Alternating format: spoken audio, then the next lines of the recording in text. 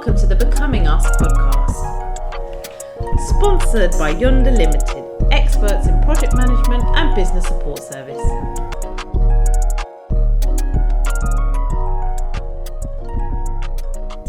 Hello and welcome to the Becoming Us podcast. I'm Christine. I'm Winnie. And I'm Siobhan. Hi guys, how are you all feeling? Oh, it's a sunny Sunday. We can't complain, can we? We can't complain at all. We're so sorry guys for getting this episode out a bit late. We've had a few technical issues. It's all sorted now, so hopefully you can hear us. Back in the game. Back in the game. So yeah, with today's episode is about pregnancy after loss. But before we delve into that, Shiv, you were saying that we were just talking about how much brilliant feedback we've had from everyone from episode 1. Yeah, so thank you to everyone who got in touch with us. We've had lots of feedback, so much positive feedback, individual, like friends and family messaging us, as well as people emailing into us. And just some of the feedback that we've had has been, well, they've all been really positive.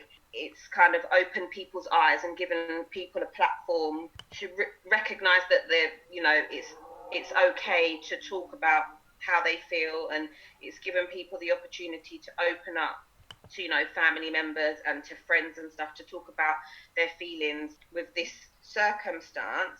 There was one particular piece of feedback that we got which we wanted to read out. So it was a lady who has said, "Much needed discussion, ladies. At times I yearned for an open space with women who have experienced child loss, because it has become apparent to me on my own journey that those who know, and that is a lot more common than I knew until I experienced and spoke about it to those that know, and those that didn't, but clearly felt uncomfortable to talk about the loss to me. I miscarried at 3 months in November 2018 and had a stillbirth at 6 months in June 2019. I have a 7-year-old and a 9-year-old. I access bereavement services via the bereavement midwife, and I'm doing one-to-one coaching, which I have paid for privately, to help me deal with and understand my emotions in regard to my thoughts and feelings from the past experiences within a spiritual context. We're very active, not textbook passive, very solution-based, which is helping me to progress in all areas of life. Talking therapy, the counselling service offered by the GP was not for me, and I knew that from the off. Basically, it's one's personal responsibility to recognise when and what support is required. As a community, it's our responsibility to create services where we identify a gap." Yeah, so it was quite meaningful. So it's touched a lot of people in a lot of ways, and they've recognised, how it's affected them and what suited them best, really, in terms of reaching out to people and different types of therapies, from talking therapy to spiritual therapies and stuff like that. So yeah, it has been quite promising. Yeah, we've got so many people on Instagram following us and DMing us saying how great it is, that they love what we're doing and to keep it up. And that's what we're trying to do out here, aren't we, girls? Yeah. I mean, we got some also some interesting feedback from men.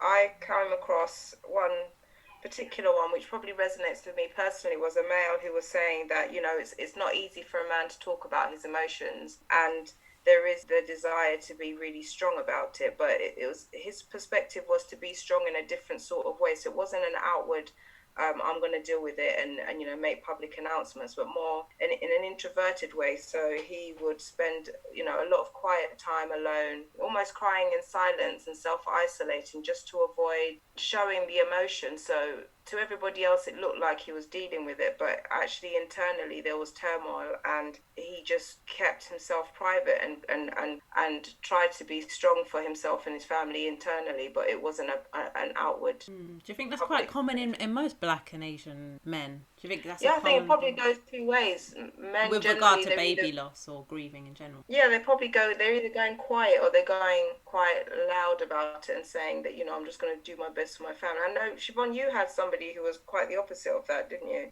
I think you mentioned earlier that the man was saying that he had to be strong for the family. And yeah, it was more that he didn't want to access therapy or any kind of counselling or anything like that because of the stigma attached to therapy, and him almost feeling weak as a man accessing therapy, because that's not what men do. They get on with it. They're the head of the family and they have to be the strong one for for their family. So yeah, that was one bit of, that's the reason why that particular person didn't access any kind of services.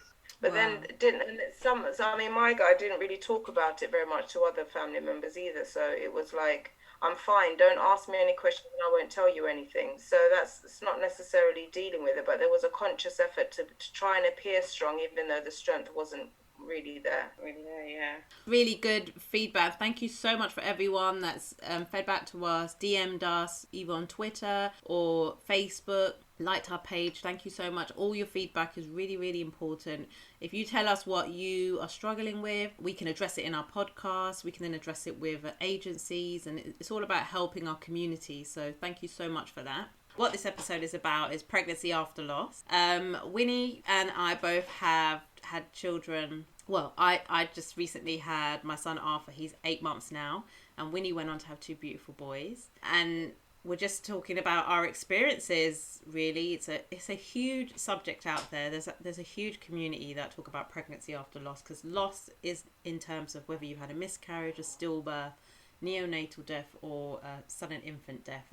We're talking about the whole range. So should I crack on with my journey? Crack on. So after Rose passed away, she passed away in 2018, and I don't know how Winnie felt about this. It'd be interesting, but I felt a need to have a baby soon after her funeral, probably like in October time. She died in August and had the funeral in September, and by October it was so sad in our house. I had 2 young boys who were still sad, and my husband was devastated, we were, and I just wanted to bring that joy back in our house. I don't know if it was the right frame of mind or that was the right thing to think, but I really wanted another baby. So I was actively trying, you name it, ovulation sticks. I don't know, Win, if your beginning journey was the same. No, it was similar. I think at the beginning you lose a baby, and then there's a process of grief, and then there's panic stations when you really just want to fix what's gone wrong, and you want to fill the gap back in and give everybody something to look forward to. So you start stressing yourself actually about how you're going to go about it. I mean, at the beginning it was, all in, let's do it now. But actually my body wasn't ready. We were mentally far from ready for all of that. And then it caused some strain in our relationships, and we ended up taking a break before we came back together again, and then going through the process of trying. And I was keen to get my body back because I felt like my body wasn't ready, so I was really focused on getting my body back to full strength and getting all the nutrition and all of those things that people do to try and conceive. What do you mean? Did you go to the gym and stuff? Or I did gym, I did lots of smoothies, I did lots of things to occupy myself. So the focus was on well-being, but the end goal was to conceive again. So it was a double mission, I suppose. Yeah. And was Google your friend? Were you like Googling everything? I was Googling, I was taking lots of feedback from everybody else, and this is what you do, and these are the positions, and it was all a bit much. Oh God, yeah. From researching about herbal tea to swallowing this, and I mean, there was so much information overload. I didn't really know how to...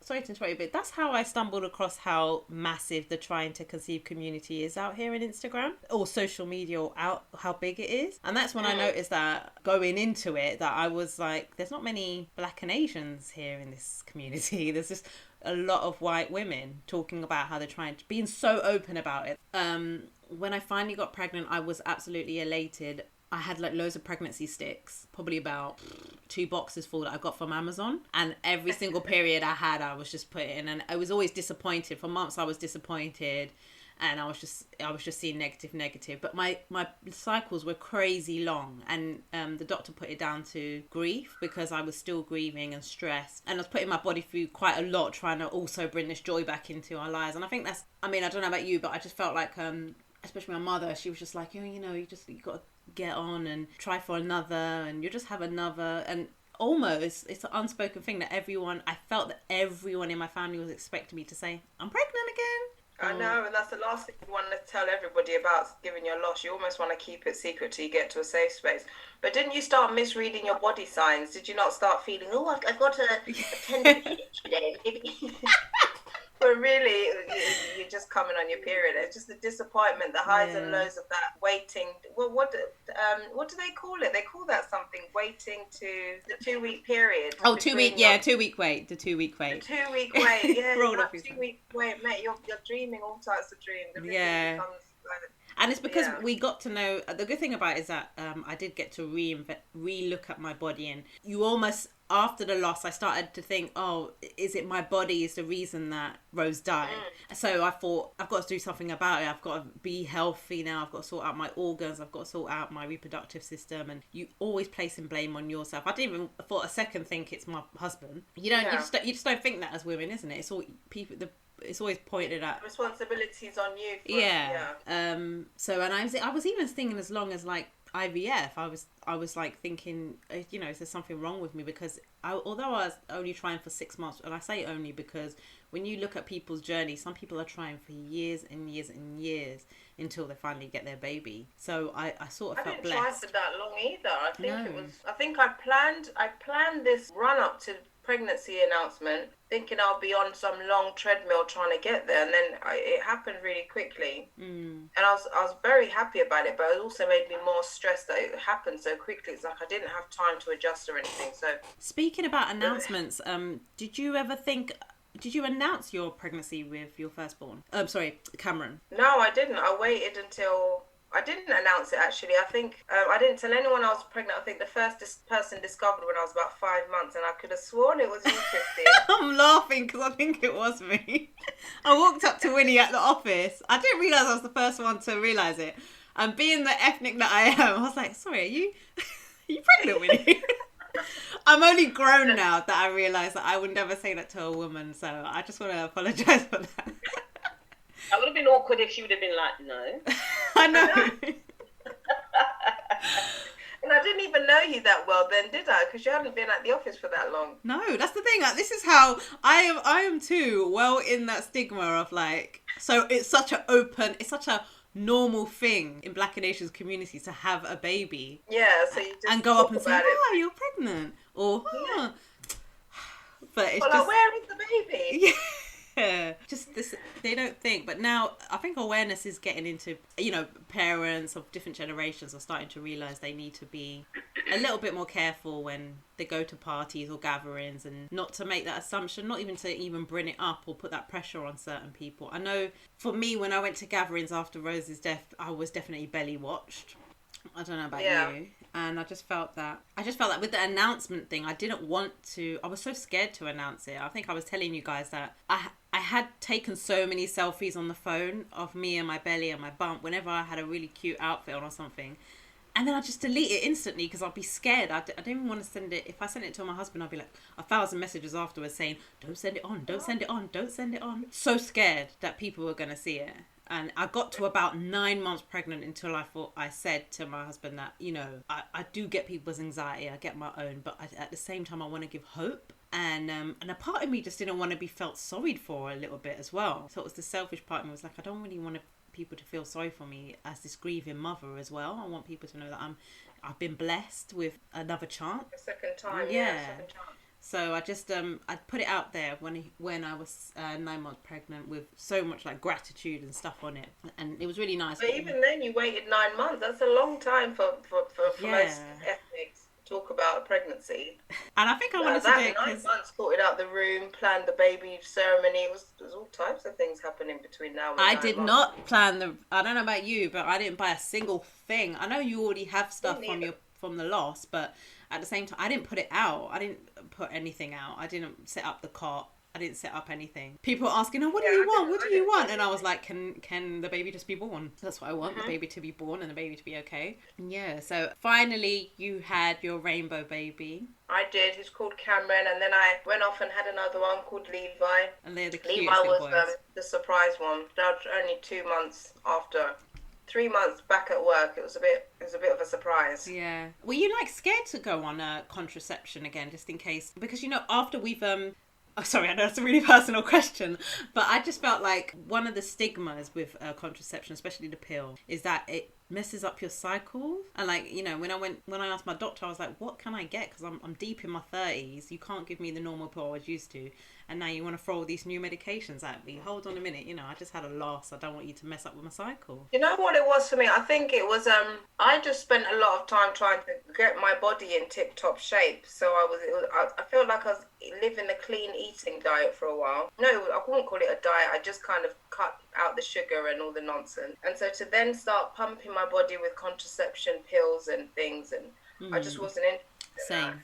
And also coming from an African background, they're more into learning about your natural cycle, or well, in theory they should be, but they're not trying to block anything that would stop your blessing. So you need to learn your own cycle and map it around that, then take contraceptives. Yeah. So I wanted to ask you about your scan wins, because with my scans, it was a lot more different than my scan with Rose, where it was really exciting and I had lengthy conversations and funny ones with the sonographer.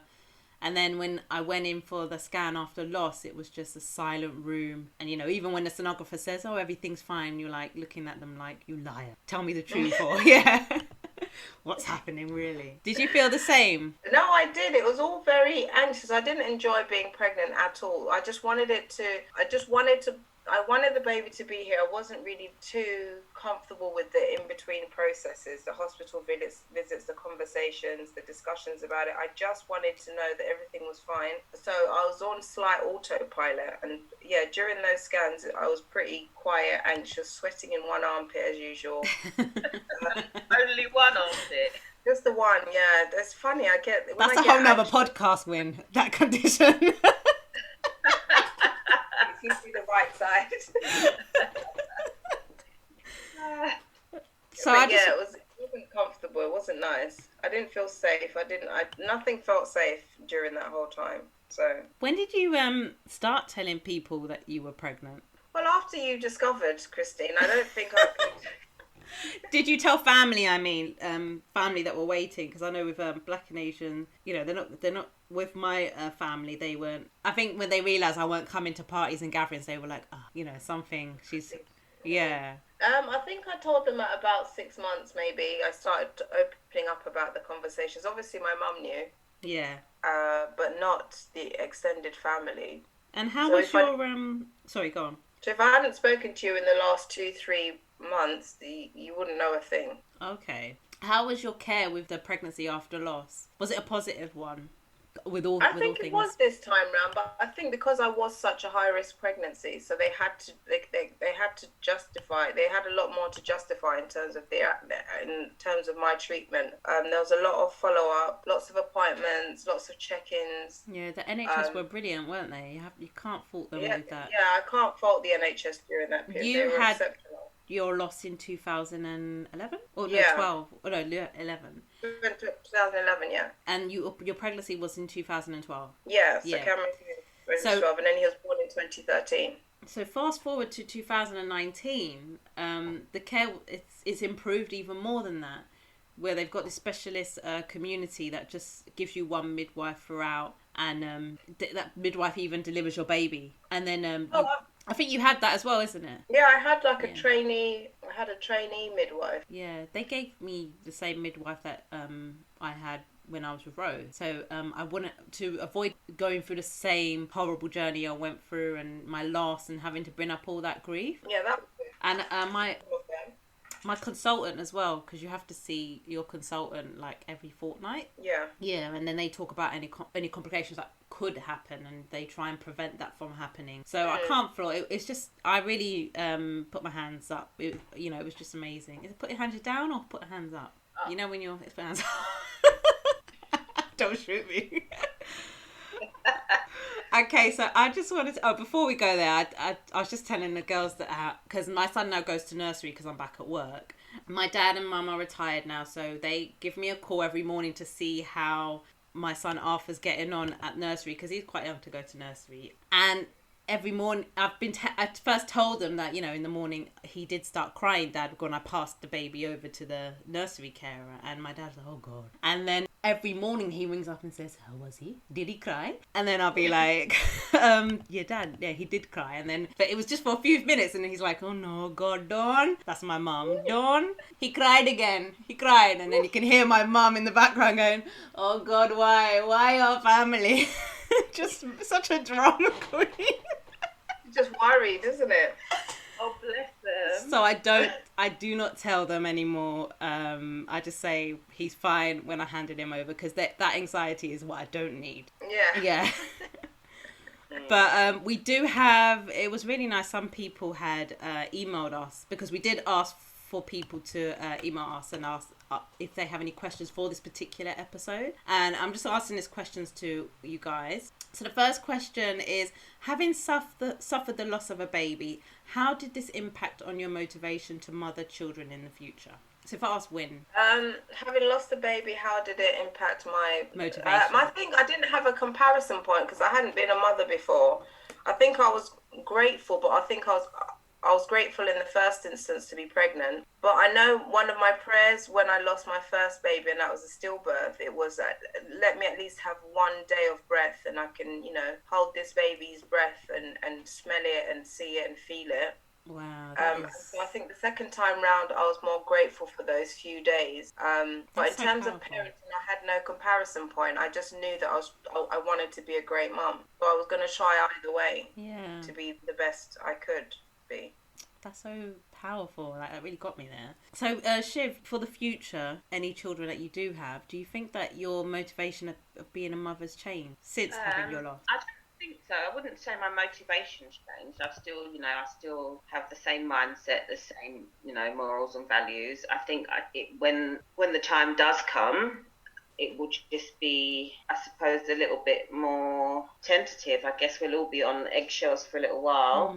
Until we know all is well, really. So, but no, it won't have changed my motivation to be a mum, because obviously I lost my second child, so I still have Anaya to keep me going. Yeah.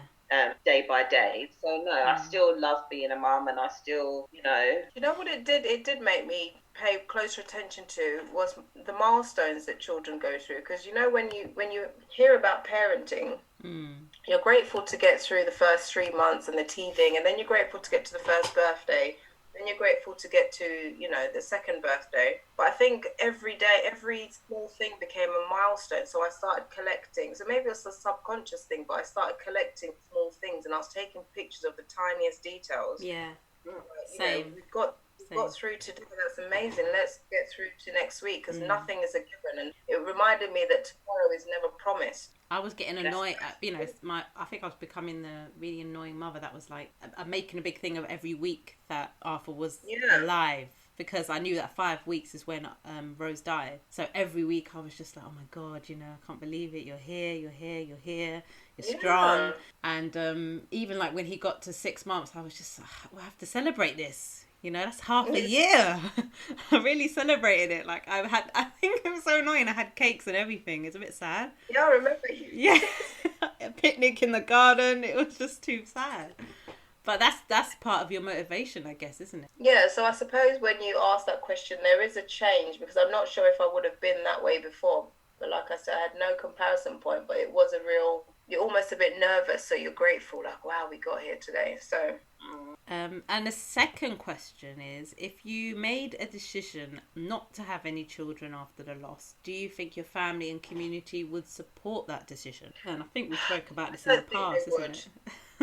I don't think they would. They'll be looking at me like I'm blocking my blessings, and why would I not try while I still can? It's like, the storyline is you're not the first and you won't be the last, and then they'll start telling you stories of old ladies still having babies and doing just fine, and then everybody promises to help you through the baby. So the talk was that can't come to mind, because I've given you all the solutions to any type of problem you might raise. I think in Asian communities they're quick to call women that don't children barren. Like they will always say that, like, oh, she's barren. And I was like, you can't refer to people like that just because they choose not to have children or they haven't got children. But I just think that older communities, they do, sorry, older generation Asians, they still say that. I don't know if they say it to people's face, but then they start talking to you about The stories I heard was, if you don't have a baby, you get to old age and, that'll be one of your biggest regrets. Well, thank you so much for those two questions. Please, any more, we would love questions for further episodes because they're interesting ones, and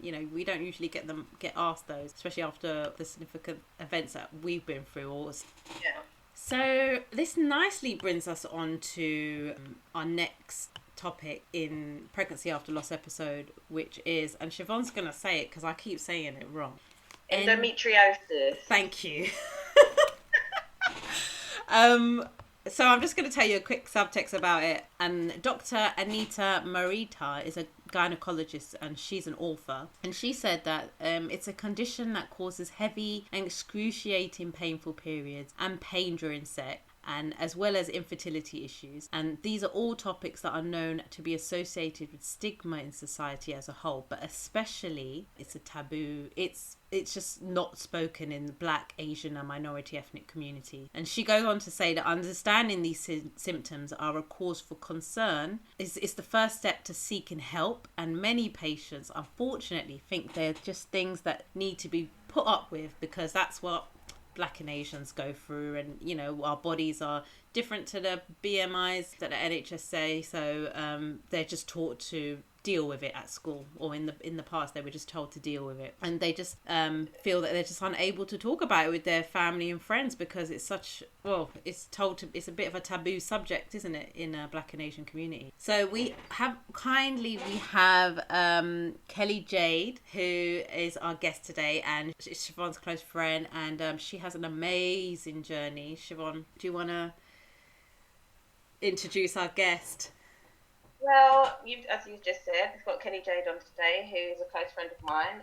Kelly Jade has had a very long journey for a number of years, and all her journey ties into everything that we've discussed today in terms of trying to conceive, loss, pregnancy after loss, and endometriosis. So she's just gonna, give us an insight to her journey. She's a true warrior, and you'll hear her story and know why we've called her a warrior, because the things that she's gone through, I don't think many people would have been able to go through. But yes, we have Kelly. Welcome, Kelly. Or Kelly Jade, sorry. Hi, Kelly Jade. Hello, hi. Hi. Thank you so much for Kelly with the amazing hair. You look amazing. Thank you for joining us. Yeah. So firstly, just tell us your story, really. Okay, so my story really began as soon as my periods began. I was about 14 when I started my periods. From the moment they began, they were just the worst experience every month, from the just excruciating pain. I would always be physically sick whenever I was on my period, and I don't know, maybe a couple of years or so, I began to faint every time I was on my period. But I just couldn't focus. School was a myth when I was on my period. I couldn't concentrate. I'd get migraines. It was just painful. So for a long time, I dealt with it, or didn't really have. I would just medicate using the usual things. My mum didn't really understand what was causing so much pain, and then we began going to the doctors. And for a long time, the doctors were telling me it's normal. This is how periods are. Did they prescribe you anything for the pain? No, they didn't.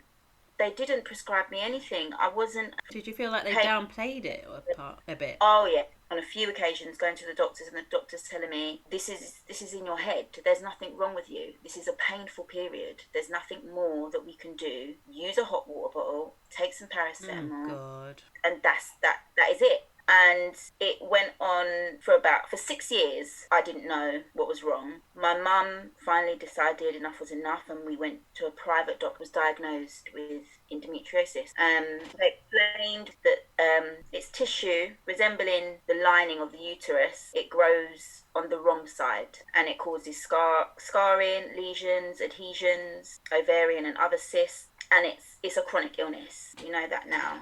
It's not just a bad period. And then suddenly just everything made sense for the first time. So I ended up after my 4th laparoscopy, my consultant told me that my endometriosis, after each laparoscopy, which is where they remove any adhesions that have grown because of the endometriosis. They remove as much of it as they can. My consultant told me that it would be wise moving forward to consider having a hysterectomy, because the rate at which the endometriosis was growing back after each surgery was faster than they'd seen, and he felt that it was getting worse, and the only way to combat that would be to get rid of. By this time I was 23. Still quite young to be told, Still young, yeah, and I just... Were they at least sensitive about it? Were they like how they dropped it to you? No, it was a matter of fact, this is what we need to do. I never expected to hear hysterectomy. Now we know it's not true. There isn't a cure for endometriosis. I was completely devastated. It made me feel like a complete failure as a woman. I always imagined that I would be able to have children. Always talked about wanting to have children and all of those things, and now someone's telling me that it's not going to happen. I completely shut down. I pushed everyone away. I was in... Did the doctors offer you any counselling to that? Because as a young woman to hear that, nothing. Not at all. It was think about it, let us know as soon as possible so we can forward with it. And that's your future they're talking about. And that was it. Just whip your womb out and get last day, literally, make the decision and let us know. I told the doctor I wasn't going to have a hysterectomy, and we began trying to get pregnant. That was a painful journey. That was the start of another painful journey, because as well as my endometriosis coming back full whack, like with a vengeance, the first time we conceived, that ended in miscarriage. After about 6 weeks, we got pregnant again, and I miscarried again at 8 weeks pregnant. And after that time, I went back to my consultant just to let them know what was happening. And my consultant was very cold. Basically, he said, I told you so, because it comes with the territory of endometriosis. I never went to the doctors after my miscarriages. I just carried on.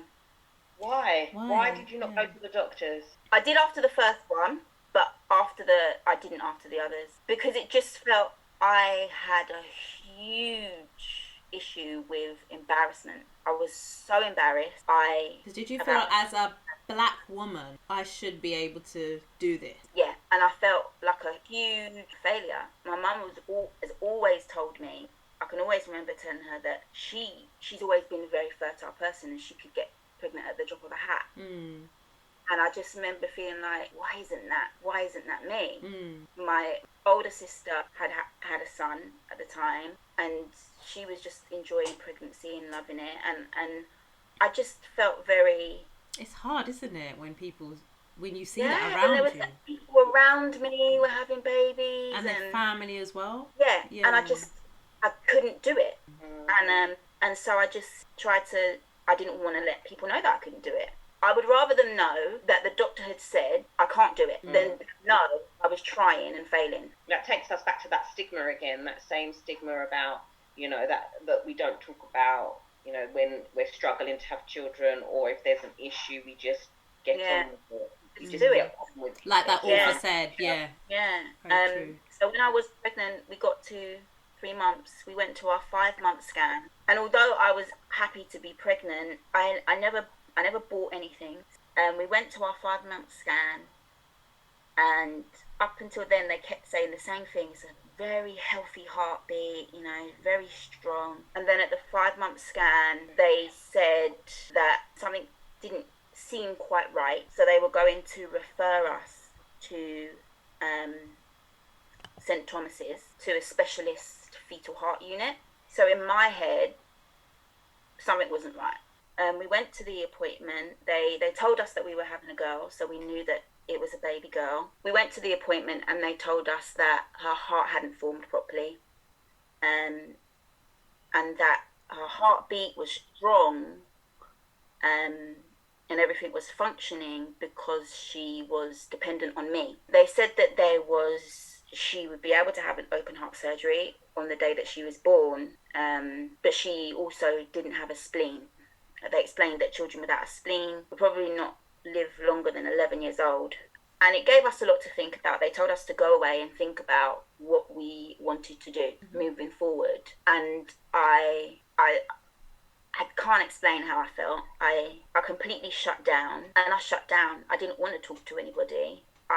I remember praying really hard. It was unfair to put her through so much because of what we wanted. We went along. I just carried on going up along with the pregnancy, to be honest, until I was 7 months. I gave birth at 7 months, and so did take the decision to basically what they call terminate the pregnancy, and it just felt surreal. We had a funeral. Kenny When Jane, that happened, were you offered any support from the hospital? I had a few leaflets given to me. Dreaded leaflets again. Leaflet, don't they? But I don't even remember opening them, to be honest. I didn't. I had a pastor come to me as well. It was a very, very difficult time. I just didn't understand why the world was still turning when it felt like I was completely shattered. It just didn't feel real. Or how much can the universe throw at you? Just I was done. Yeah, we were gonna call her Neve. It felt like nobody wanted to talk about it because it was too morbid and too sad, and I had to keep it to myself. And I remember when I would go home and close the door, I'd just cry because I could cry on my own, not in front of anybody else. My endometriosis came back after healing from pregnancy. The endometriosis came back. Painful, heavy. Very, very like a vengeance all over again. It was just so. After that, like I said, the endometriosis came back. It became manageable because I knew when it was coming. I know that I would have my flare-ups during ovulation. That's when they would begin, and they would include the same symptoms I had before: being sick, cramping, migraines. And how long does that last? Is it just 2 days? My ovulation period lasts for 3 days, and then the period would be I'm flat out. You know, some people say that it's a blessing to have the ovulation pain because they know when they're going to ovulate. Yeah. But for you, it was like you dread it. For me, I could almost gauge how bad my endometriosis flare-up would be during my period, depending on how bad my ovulation pain was. So if my ovulation pain was manageable, my endometriosis pain during my period might not be as bad. I went back to uni 2013 while I was at uni. Yeah. And I found out I was pregnant. And that, for me, that was the most, ironically enough, other than the first time I got pregnant, that was probably the most exciting pregnancy I had, because I felt like something was changing. It was an accident, and that didn't, I never got pregnant by accident. Those things never happened to me. But that ended in miscarriage again. At 4 weeks. And then in 2014 we got pregnant, and I was put as a high risk pregnancy. It was amazing service. We had a little girl, Amaya Jo was born in 2014. Healthy, and a complete blessing. How old is she now? She will be 6 next month. Oh my god. It was crazy. I remember when I found out that we were having a girl, I was a bit sad. Why? Big feel about being pregnant with another girl. So again, how we were talking about pregnancy after loss is just it never goes. The grief and the worry and the anxious and how you feel, it will never go. You live with it for the rest of your life. Yeah. You know, after that, unexpectedly pregnant again, and our son came along. So you have 2 bambinos. I have 2 babies. After all of that. Rainbow babies. The endometriosis remained manageable after those pregnancies up until last year, where unfortunately it became the worst it's ever been recently. It's caused me, unfortunately, to not be able to walk unaided now. It's caused damage to my sciatic nerve, and so walking long distances is painful, very painful. So I need my stick. If I'm walking longer than that, just to get around in the house, I use my stick. If I'm walking longer than that, I have a chair. What advice would you give to young girls listening to this particular episode and who are feeling they don't have a diagnosis yet, but they've got heavy periods, their pelvic girdle hurts. Listen to your body. Nobody knows your body better than you. If you're experiencing something that you feel is not right, then you have to listen to that, and you have to go to a doctor and explain. I think now we're in a place where there's so much information readily available to us that there is no harm in educating yourself before you go to a doctor, to give them an idea of what you think. So the stigma of Black and Asians having wider bodies and therefore have more heavy periods is not normal. It's exactly. You feel like my periods are heavy, I can't. If on your period you are unable to go to work, college, school, whatever, if you are unable to go about your daily routine, it's not normal. So if you feel like, go to a doctor and insist that they investigate. Insist it. That's the most important thing, isn't it? On it. Because when you went, I think that's the two most important things, though. Like, listen to your body, because only you know your body, and make sure you're persistent. Don't just be fobbed off with whatever the first thing the doctor tells you, because as we've seen, hence why we called you a warrior. Look at your journey you've been through, from being told in your early 20s that they want to, give you a hysterectomy, to going on to having, finding out that actually I can carry children, to losing a number of children, to having a stillbirth, to having another miscarriage, to then carrying 2 babies full term. And had you listened to the advice of those doctors, look at the outcome that would have happened. You would have gone with the doctors because you think, oh, they know best, had this hysterectomy and been, without children. Without children and still with endometriosis. So that, for me, I think that the moral of your story is definitely listen to your body, and definitely investigate. Don't just take the doctor's word as gospel. Absolutely. Endometriosis takes 8 to 10 years to be diagnosed. Wow. It's too crazy. It's too long. Kelly Jade, thank you so much for coming onto our episode. Thank you. It's been very insightful. And just before Kelly goes, I know that you've been seeking support from, is it Endometriosis UK? Absolutely. Endometriosis.co.uk. Endometriosis.co.uk. Brilliant platform. They can put you in touch with local support group. They are at the moment doing a huge campaign which is being brought to government to just highlight endometriosis and make sure that it is more researched and more well known, especially in the workplace. Absolutely. So it won't be ignored like you were ignored throughout all your trauma. All that time. We'll put the information of that charity in our show notes, so that people who hear this can reach out to somebody and know that there is a community out there, absolutely, out there that can be support to them. We would definitely. Thank you so much, Kelly Jade. Thank you so much for having me. Very much. And thank you guys for listening today. Our next episode is infertility in the Black and Asian communities, where we have special guest Kemi, who is talking about her journey of infertility and also dealing with cancer after infertility specifically. And she too is a warrior and has a journey, and it's going to be really interesting speaking to her actually. Just again, if you need any help or you feel like you are not receiving the care that you are from your GP, or you're feeling very low about experiencing anything to do with infertility, any of the medical issues in relation to baby loss, miscarriages, please do seek help by there are so many organizations out there. I'm putting them on the show notes. They're available on our Instagram page.